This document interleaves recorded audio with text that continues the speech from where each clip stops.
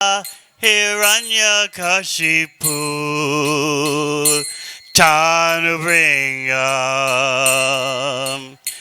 Keshavadrita Narahari Rupa Jai Jagadisha Hare Jai Jagadisha Hare Jai Jagadisha Hare.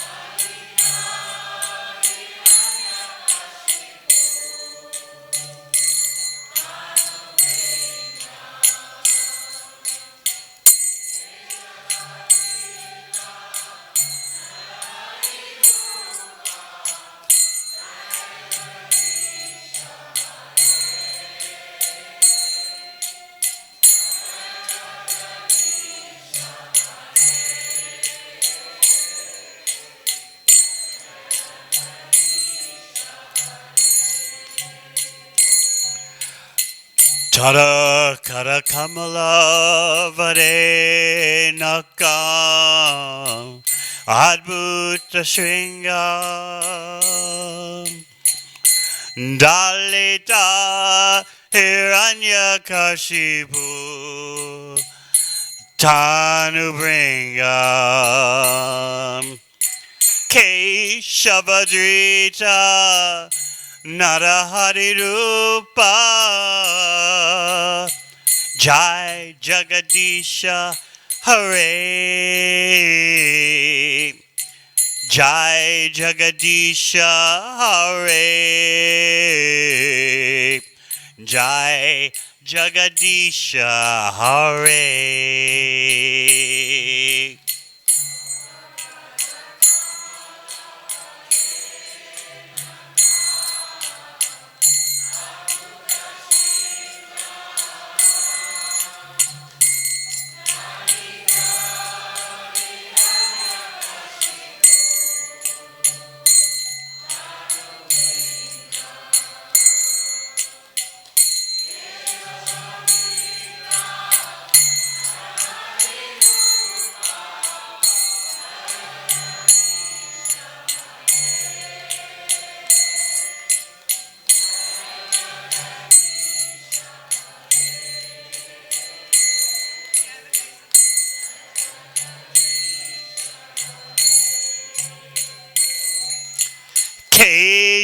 Keshavadrita Narahari Rupa Jai Jagadisha Hare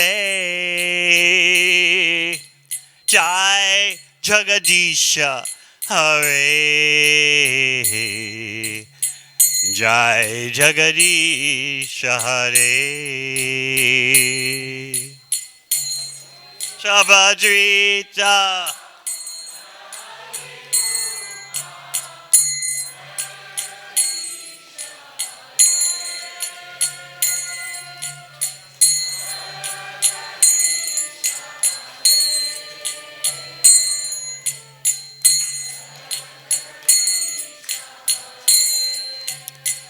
Jai Nrsimhadeva Nrsimhadeva Nrsimhadeva Jai Nrsimhadeva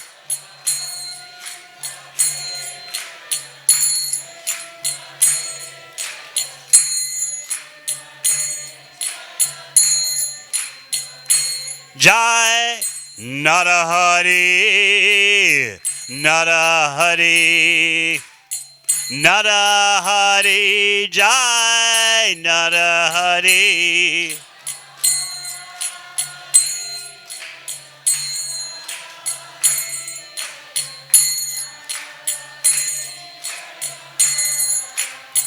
Jai Prahlad Maharaj Prahlad Maharaj Prahlad Maharaj Jai Prahlad Maharaj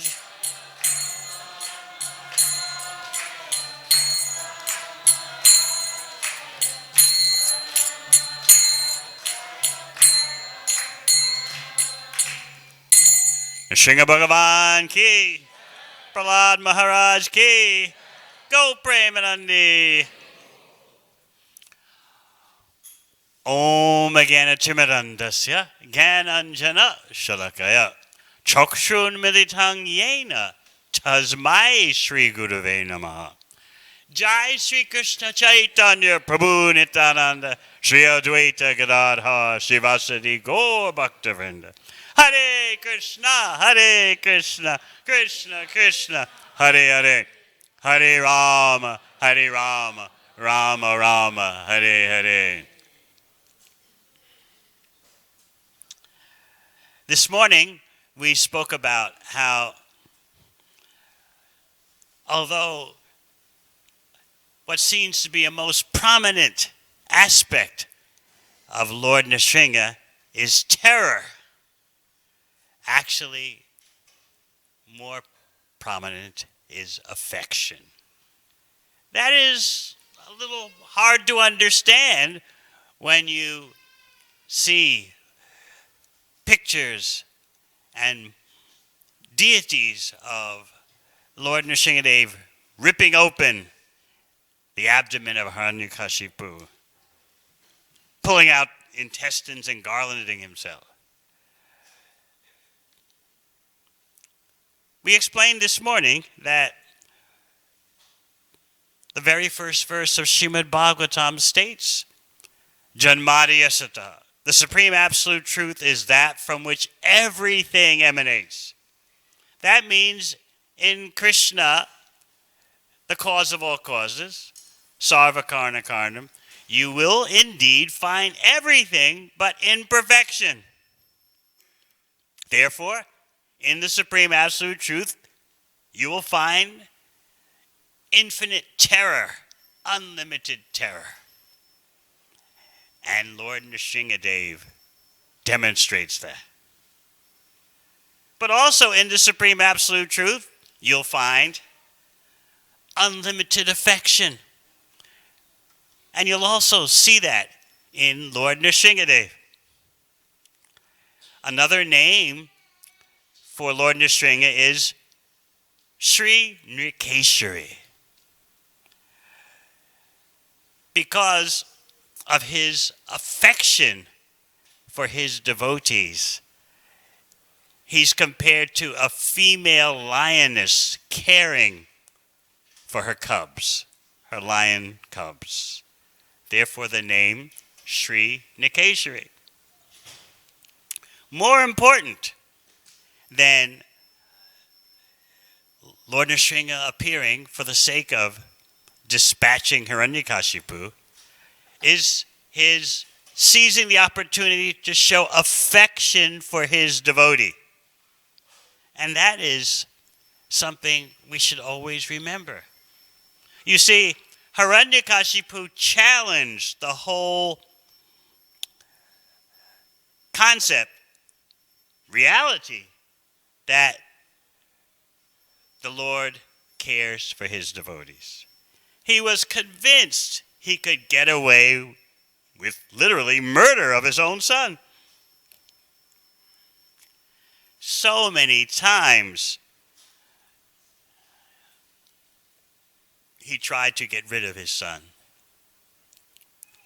And so many times Prahlad continued on with his preaching, his outreach work amongst his demoniac school friends. Nothing could shut Prahlad down. Not even threats of death from his own father. So Prahlad's teachers were trying to understand their situation. They were overwhelmed with helplessness. What are we going to do? We can't stop him. Not only will our positions be in jeopardy, but our very lives will be in jeopardy if we can't do something about Prahlad's constantly recruiting his schoolmates and turning them into Vaishnavas. This is how potent and powerful a Krishna Bhakta was Prahlad, even at the age of approximately 5 years old. he was turning the minds of all the kids in his class toward the Supreme Personality of Godhead. And that was quite an accomplishment because the kids in his class were the children of the most dedicated, foremost demoniac personalities. And their parents had full confidence that we are sending our children to a school where they will learn how to economically exploit, politically manipulate, all the necessities for a civilization like we have today.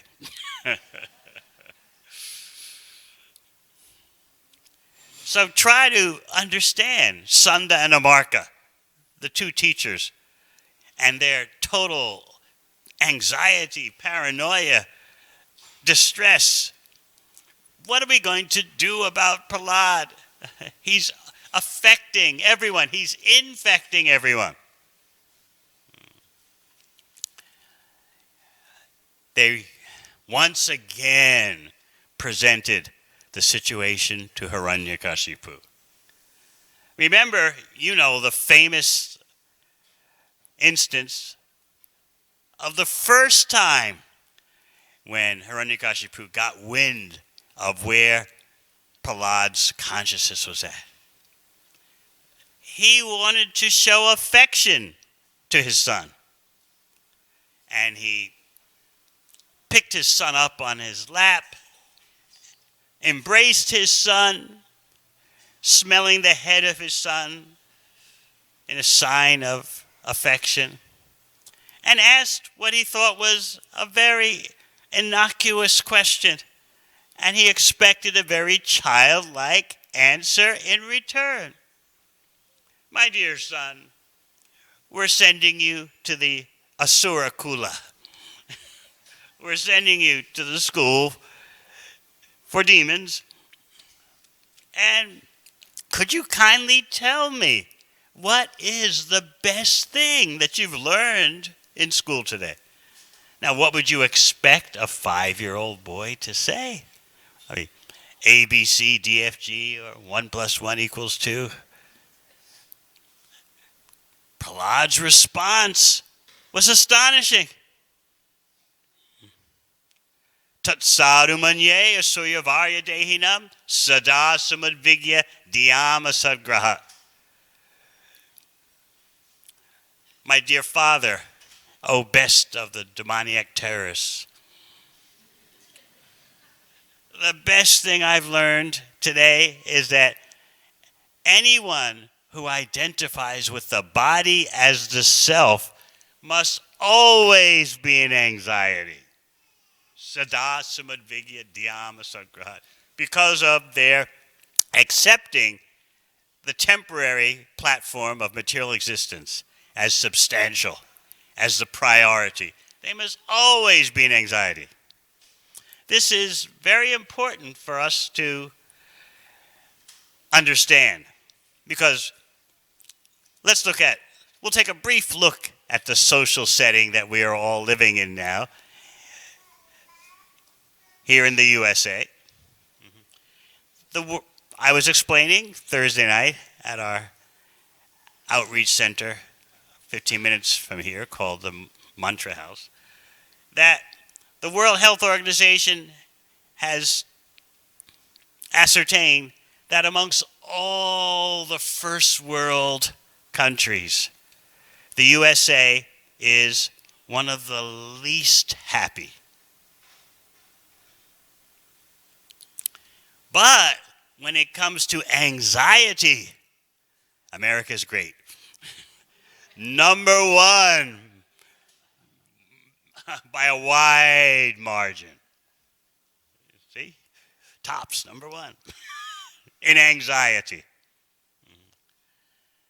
And the Gallup organization, which takes polls and surveys of everything, they have ascertained that when analyzing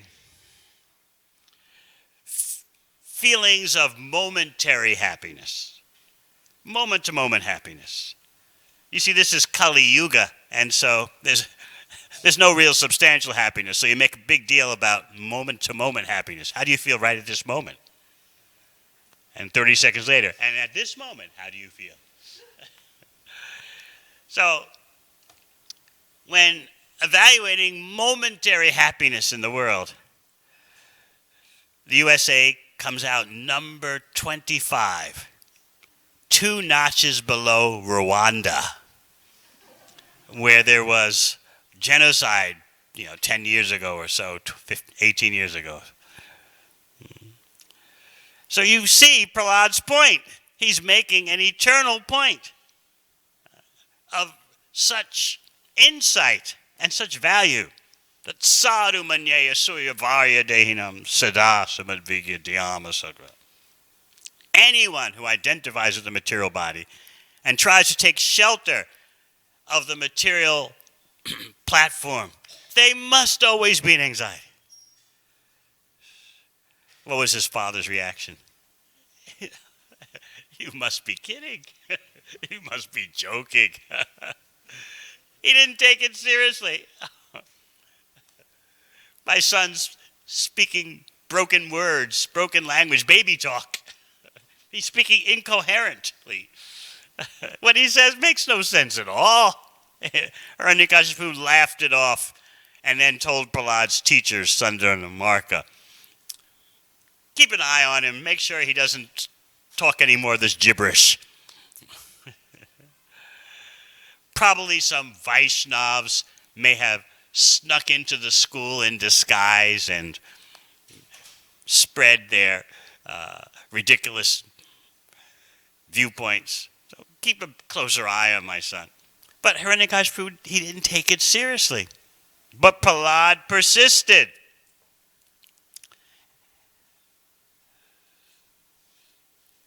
His father thought, he's been sufficiently re-educated now.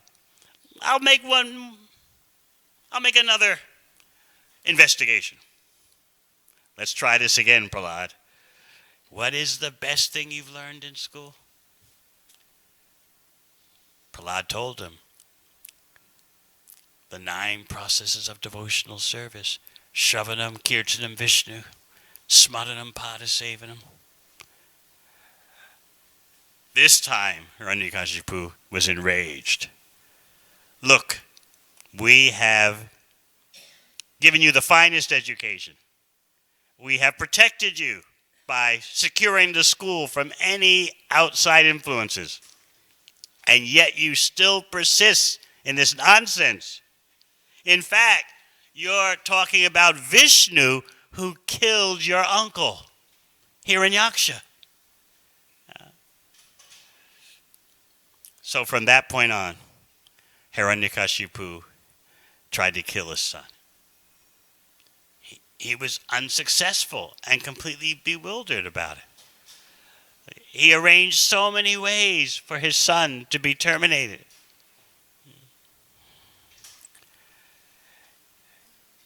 He gave up in desperation for a while and once again entrusted Prahlad to the teachers, thinking there could be some hope. But the teachers finally threw up their hands in the air and said, not only is Prahlad incorrigible, but he's infecting everyone in the school. At this point, Hiranyakashipu lost it completely. He was so angry. Prahlad spoke to him very gently. Prahlad actually had affection for his father. In fact, giving an interesting insight, Srila Prabhupada explained that throughout all the times that Hiranyakashipu tried to kill his son thought, my father's affectionately playing with me.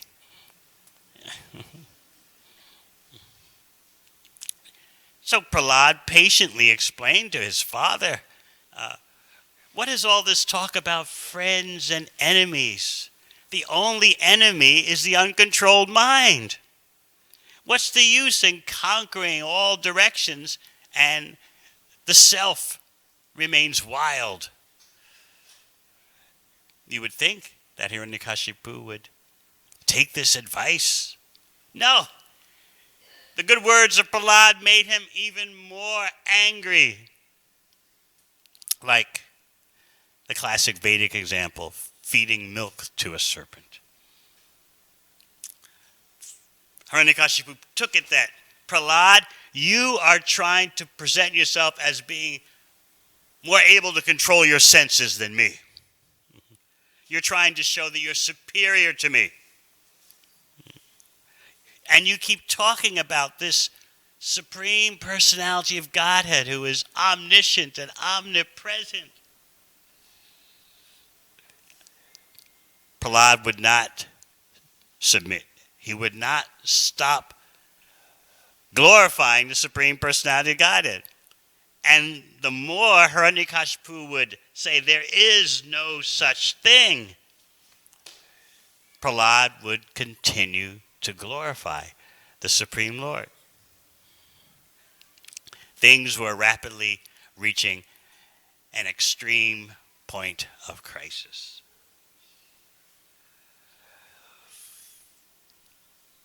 Finally, Hiranyakashipu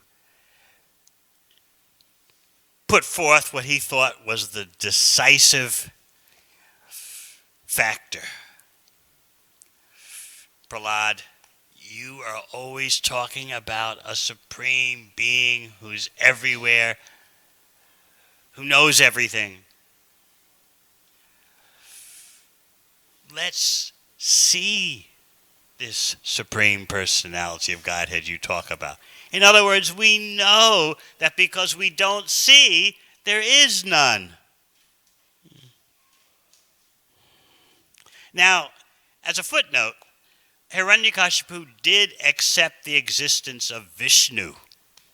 It's just that he thought Vishnu is like an ordinary being, though very powerful, who gets bribed all the time by the demigods giving him sweets. that was his conception of Vishnu. He did accept the existence of Vishnu. After all, Vishnu killed his brother. But as far as the omnipotent, supreme personality of Godhead, no, Hiranyakashipu did not accept Vishnu as that.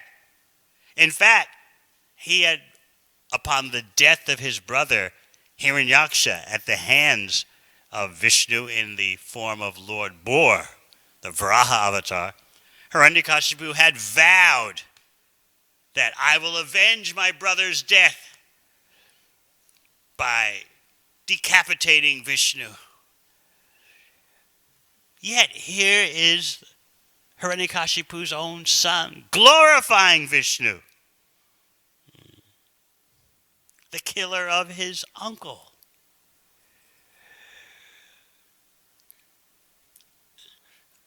Hiranyakashipu could not, in the slightest way, swallow this. But his boy Prahlad kept speaking about this supreme personality of Godhead. So Hiranyakashipu decided, I'm going to finish this nonsense talk. I'm going to finish these nonsense conceptions, and if necessary, I'll once again try to finish off my son. So therefore, he presented what he thought was a very rational challenge to Prahlad. Prahlad, you say that there is a supreme personality of Godhead. We don't see him. In other words, seeing is believing. How do we handle that? Shouldn't there be visible sight of the supreme personality of Godhead? But what does Krishna say in Bhagavad Gita? Naham prakasha sarvasya yoga maya samavrita. Krishna says, I don't reveal myself to everyone. I have my personal curtain of diluting energy that blocks me from the view of those that I don't want to see me.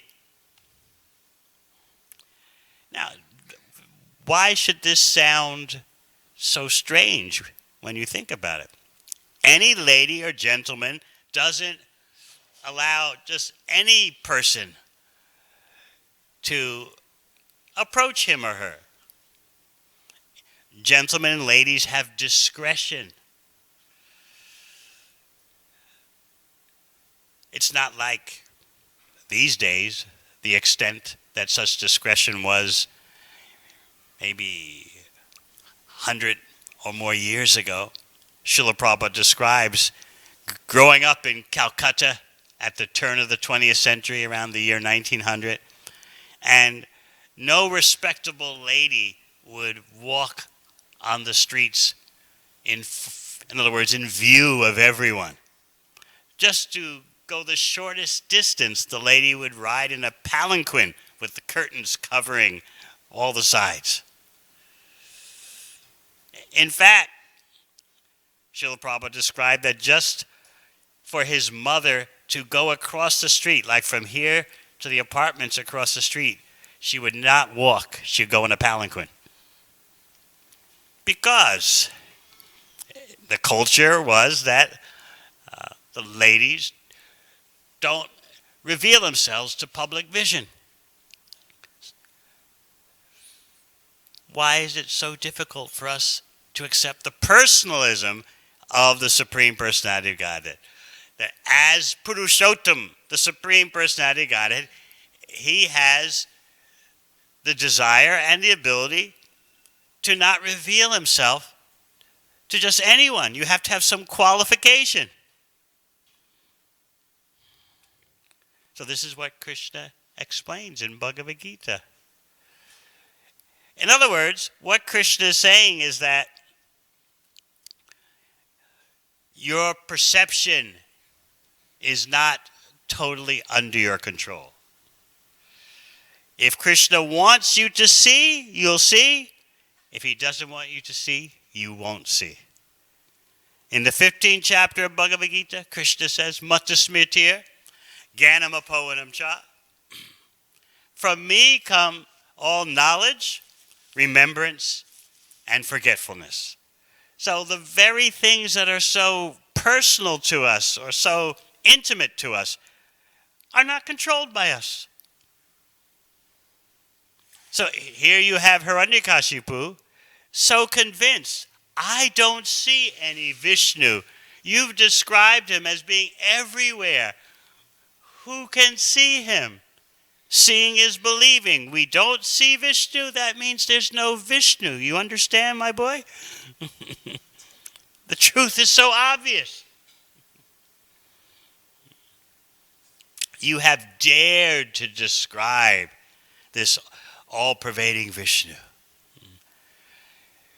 So then, he made his final challenge to his son. There's some notion, Hiranyakashipu, in so many words is saying, there's some notion that this Vishnu, who we can't see, protects his devotees. First of all, you don't even see him, and then you're supposed to believe he protects you? It doesn't add up, right, Prahlad? So Hiranyakashipu is challenging that very idea, which is so dear to us as Krishna Bhaktas. What Krishna has Arjuna declare in Bhagavad Gita, Kaunteya pratijani name bhakta pranashiti. Arjuna, you say it, that my devotee is never vanquished. Now, sometimes we misunderstand that statement in Bhagavad Gita. We take it in a material way, that I'll always have great health, this body will never be finished, my wealth will never be finished, because Kaunteya pratijani name bhakta pranashiti. No, Krishna is not referring to your material body or your material assets. All those are under the influence of time. They must be annihilated. You're going to lose them. You'll lose your body, you'll lose your wealth. But when Krishna has Arjuna declare that my devotee will never be vanquished, he's referring to your spiritual life. In other words, regardless of all the upheavals of the material world, regardless of all the upheavals in your own body, the devotee's spiritual life will always triumph. So Hiranyakashipu is challenging that. He says to Prahlad, this is the bottom line.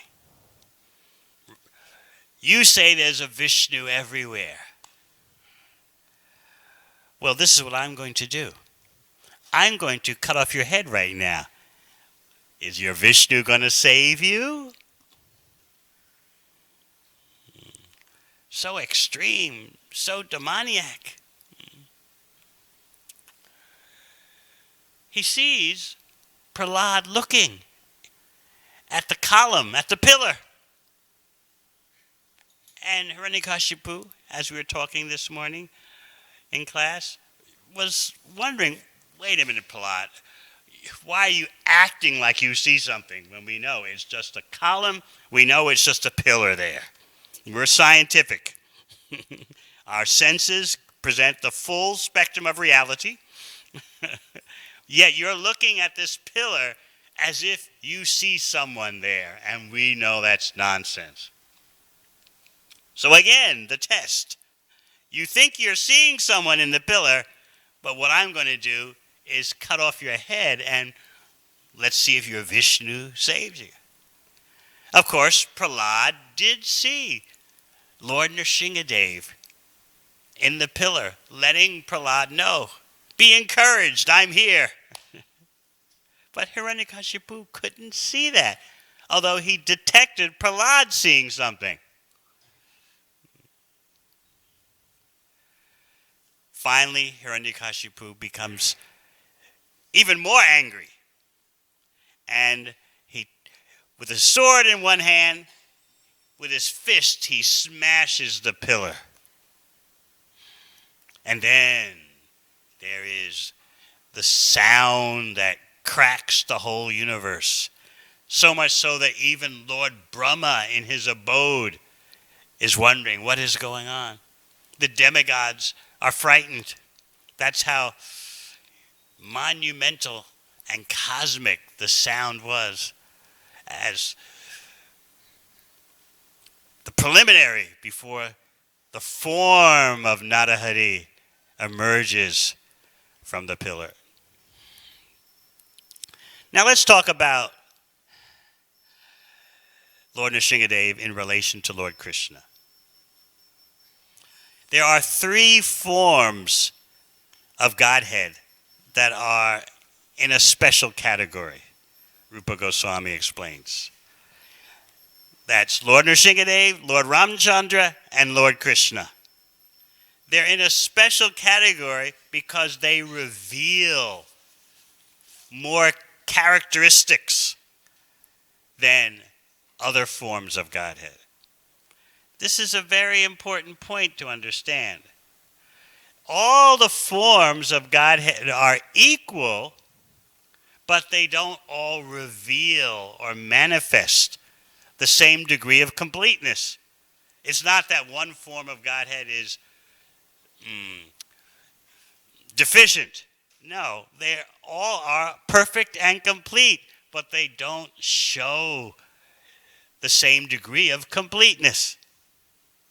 So those three, Nrsimhadeva, Ramchandra, and Krishna, are in a class of their own called by Rupa Goswami Pada Avasta, because of their degree of manifest completeness.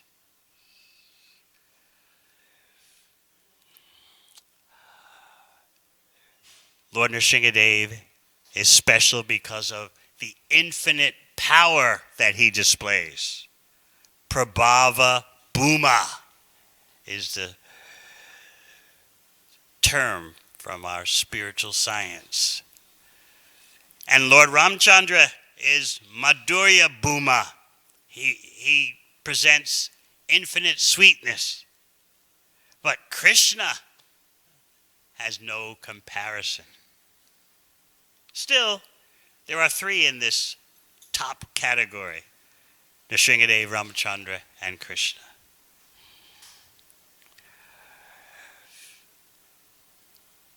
Those of you who have read Nectar of Devotion know how Krishna has special qualities that he doesn't manifest in his other expansions and avatars. The Venu Madhurya, the sweet flute playing. The Leela Madhurya, the specially intimate personal pastimes. The Prema Madhurya, Krishna is surrounded by the most loving associates. And the Rupa Madhurya, the special beauty. So when we understand Krishna in relation to Lord Nrsimhadeva, yes, the example given in the Shastra is like comparing a small fire to a huge fire. Whether the fire is small or huge, both can burn down a city.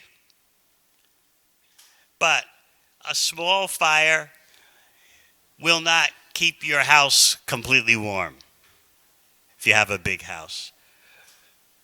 Similarly, the acharyas point out that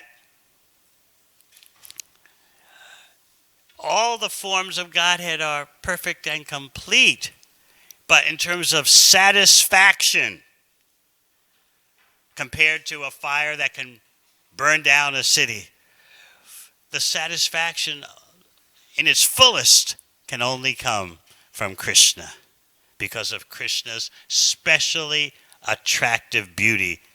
He has features that he doesn't even share with Ramchandra or not even with Lord Narayan. Sometimes persons object to what seems to be a hierarchy in terms of the avatars and forms of Godhead. They all should be on the same level. Yes and no. They all are Om Purnam, perfect and complete, but they don't reveal the same degree of completeness. It's there, but they don't show it. So Lord Nrsimhadeva has that characteristic of unlimited power, and he's also showing affection for his devotees. Remember Srinikeshari, the female lioness, taking care of her lion cubs. Besides the terror that Lord Nrsimhadeva revealed in his slaying of Hiranyakashipu, there's the affection for Prahlad, his main reason for coming. And this is especially why devotees are so attracted to Lord Nrsimhadeva and his pastimes. They see how the Lord protects his devotees, going to the extent of appearing in a form that no one could ever conceive of. Half man, half lion. He's showing Hiranyakashipu and those of his mentality that I'm not contained by your thinking. I'm outside of the box of your limited intelligence. Lord Nrsimhadeva, as you know, defied all the guarantees that Hiranyakashipu thought he had. I can't be killed in this way, I can't be killed in that way, at this time or that time, in this place or that place. And Lord Nrsimhadeva violated all those conditions in that he kept the benedictions of Brahma intact that Brahma gave Hiranyakashipu and still appeared and killed Hiranyakashipu, showing that the Supreme Absolute Truth is beyond our conceptualization. Hiranyakashipu could never dream of a half man, half lion appearing. while doing that to Hiranyakashipu, Lord Nrisimhadeva is showering affection upon Prahlad. And this is what we most like to remember about Lord Nrisimhadeva. He was so disturbed that Prahlad is being frightened. His dear devotee is being terrorized. To shower affection upon Prahlad and to stop the extremely fierce situation that his dear devotee Prahlad was in, Lord Nrisimhadeva appears, half man, half lion. And we're still talking about it to this very day. So once again, please remember that because everything emanates from the Supreme Absolute Truth, that means terror is also there as well as affection.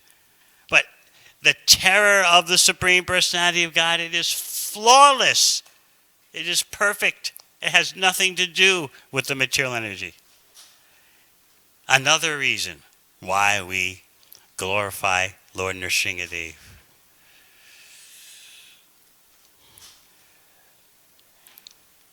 Our bhakti is not on the standard of Prahlad Maharaj, but still, whenever we have a problem with fear, any devotee has the right to call upon Lord Nrisimhadeva. Thank you very much. Hare Krishna.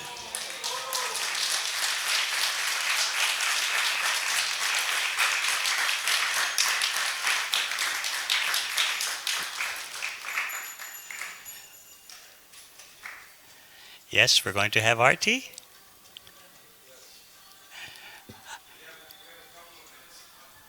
One question.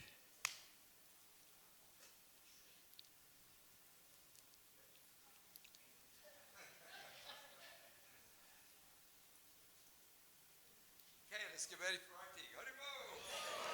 Nrsimha Bhagavan ki, Prahlad Maharaj ki. Sachi Tanoy.